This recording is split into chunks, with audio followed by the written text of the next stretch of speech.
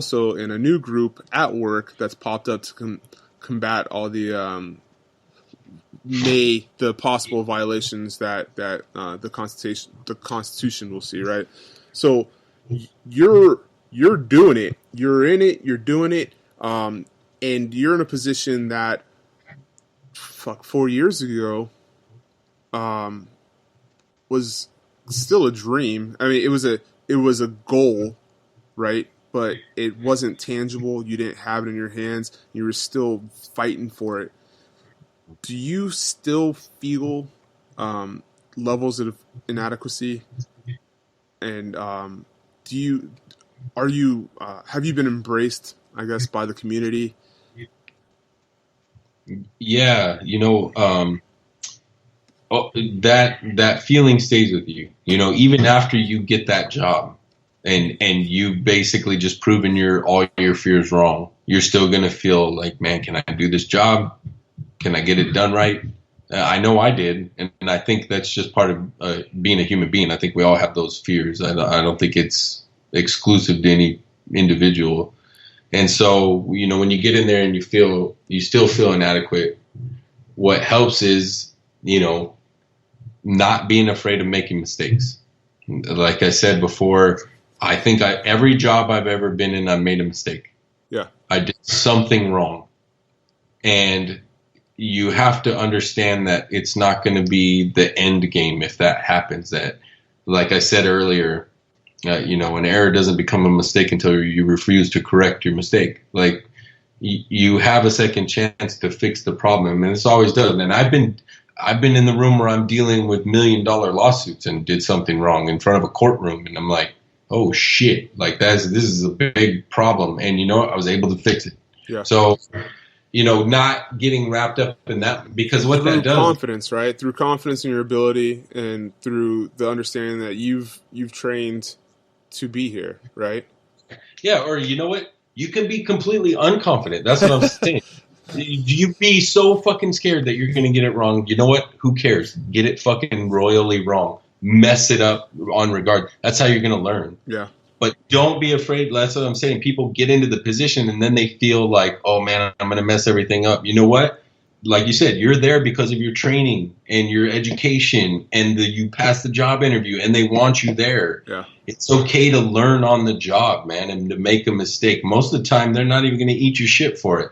They're just going to help you fix it. And then if you make the same mistake over and over again, they're going to get tired of it. Yeah. But if you make a mistake, that's not. So don't be afraid. My whole point is, don't be afraid to fail, man. Give it your best shot.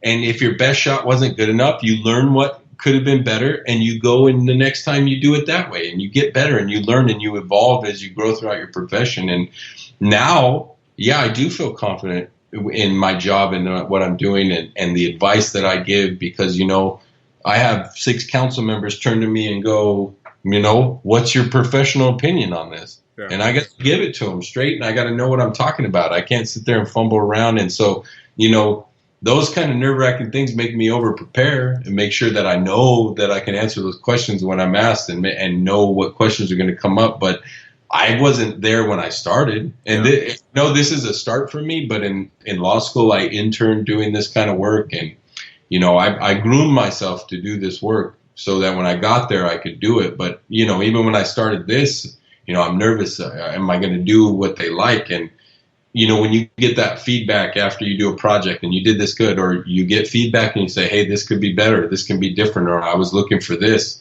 take it constructively. Don't be afraid to make mistakes first off, because your mistake isn't going to be the end all be all. You're going to move past that. So don't seize yourself up into inaction because of your fear of failing. Yeah. Allow yourself to fail. What I tell people when I'm training them now, or we're working on something together, I say, fail fast. Yeah. You fail and then get over it, and then not get over it like physically, like mentally, but like, okay, learn from your mistake, and then how do we fix it? And so fail fast, and fail. And then that'll get us to the right answer sooner than dragging your feet because you're afraid to fail. Oh, that's cool. Like fail right now. So fail, pick back up, do it again, fail real quick, pick back. Yeah. we'll get to the right answer sooner. I like that. McNulty, a friend of mine, that the very first person I'd interviewed, he had fail forward, right? Whatever you fail with, make sure you're moving forward in the learning process of how you failed. And that really ties into Dr. Carol Dweck, who wrote Mindset, about growth mindset. You could learn from your mistakes to learn that you're not perfect in the process, but you can learn, and the fact that you can learn is the learning process itself. So, kind of okay. I guess to wrap up. I know it's been almost 2.5 hours. Wow. Oh, really? Has it been that long? It's 2 hours. Well, I told you I could talk your head off. No, hey, you know what? I think I'm boring you. So what I wanted to ask is, what's the end goal? What's your end goal? Like personally? Yeah. So you're hearing this. What? I guess. How would I say this? How do you know when you've succeeded on the path that you're walking? Oh man,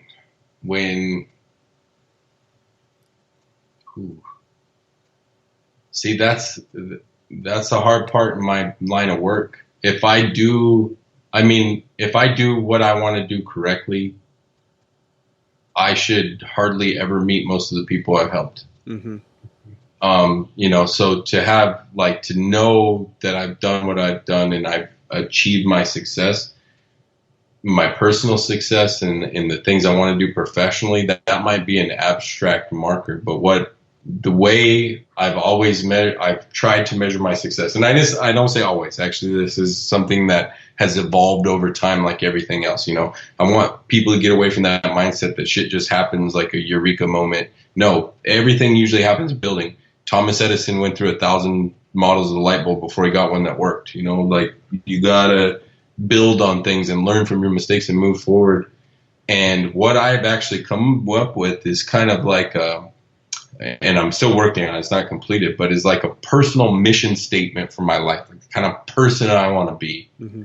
kind of values I want to have in myself and instill in myself to live by, And I think if I can look back at the end of my life, no matter where I end up professionally, because things could change, that you never know where you're going to end up professionally and what you want to do, and goals might change, and something might take me off of the professional path I'm on now to take me somewhere else completely. You can never know that.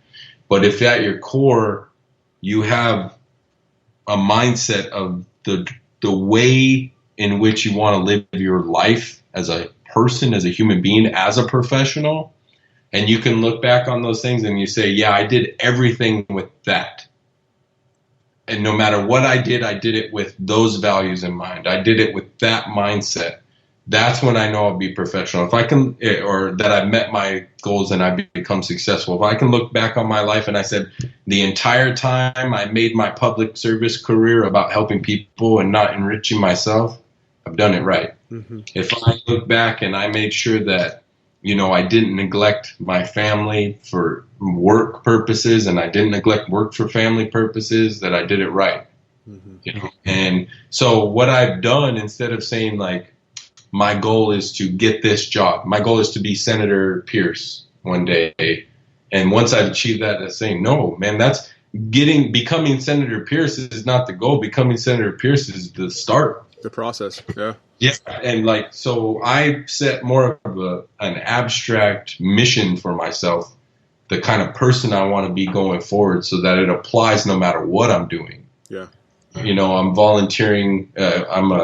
I joined the Rotary Club, so I'm a Rotarian now, and I just joined the VFW here, and so I want to be involved with those things, and I want to take those values with me into that, and that's personal to that's why I'm not talking about specifically what that is for me, because I want that's something you got to think about and be personal. But in my life, what I've said is, I'm going to set up this criteria about the man that I want to be at the end of my life. And so long as I bring that into whatever I do, I will have had been successful. Oh man, that's great. I think everybody could kind of pull from that and make that their actual personal extroverted goal, or existential goal rather, to have helped, and it's similar, right? I tell people all the time, I've given more books away than I've sold, and it's I hope that on the back end that people have listened or can listen to this. I mean, this is now going to be on the internet for hopefully generations to pull from, and I hope somebody can tap back into this and be like, this was a conversation that changed my life, and I never have to meet them, but I hope that somebody can legitimately walk away from the service and instead of falling face first into the mud, be able to kind of be a better person because of these conversations. So I sincerely appreciate you taking the time away from your busy schedule, your family, and sitting down and talking to me. I know it's been a while in the making, but it was definitely worth it, I feel, for sure. Yeah, it was, man. I appreciate it. I was looking forward to it the whole time, and just I'm glad we finally, I'm a hard person to pin down, so I'm glad. I was like, all right, let's do this now, set a time, because I get so distracted in everything I want to do and going on, and so many different projects I barely even start and don't finish. I know the feeling. I know the feeling. You don't even have to break it down to me. I get it. Yeah. There's a question I like to ask the vets that do come on here. So you kind of have a feeling of what this is about and how it's supposed to help. Is there another veteran that you have in your mind when I ask could be on this show that has something to give, to pay it forward, to give back to those generational vets behind us? Do you have somebody in mind that could do well on the show, give back? Because I'm going to tap into them. Yeah, off the top of my head, I do. You know what? I got a couple. I know a vet. She was at my command right after me. I never served with her, but she showed up right after I cycled out, and then she ended up going to Berkeley right after me. So like she came into Berkeley right as I cycled out of Berkeley. And she's actually she might be interesting because her line of work now is in new media, and she's a writer and she does like podcasting and stuff like that. So I know that's kind of an up and coming thing. Her name is Maggie Young. She was in the Navy, Berkeley grad. Like I said, she's worked in news. She broadcast news. She's written a book. She's published a ton of articles. She's a pretty liberal chick. She's kind of out there, but she's a great person and probably has a ton of insight about that aspect. And her cycling out of the Navy in your footsteps, and then into Berkeley in your footsteps, and then on to you're the vet in your footsteps. So. right. Yeah. There you go. It was just like I said, I never knew her, and then I had a shipmate that I served with. Like, hey, this one of our shipmates is trying to go to Berkeley. Man, can she talk to you about it? I was like, yeah, sure. And I met her for the first time, and she was trying to decide where to go to college. But it was kind of such a rare thing. You talk about those coincidences. Yeah. Just so happened my buddy Tony knew her and knew me, and hey, talk to this guy. And actually, she said from our conversation is what led her to go to Berkeley. And she said that was one of the best things she's ever done. So, look for those little opportunities in life and talk to people about what you're trying to do, because you never know where contacts will come out of, man. That's right. Well, hey, Andrew, again, I'm going to wrap it up. And I sincerely had a fantastic time. One of the best conversations I've had in a long time with an adult. So, anytime you want to get back, if you ever have something you want to get out into the world, just tap into me.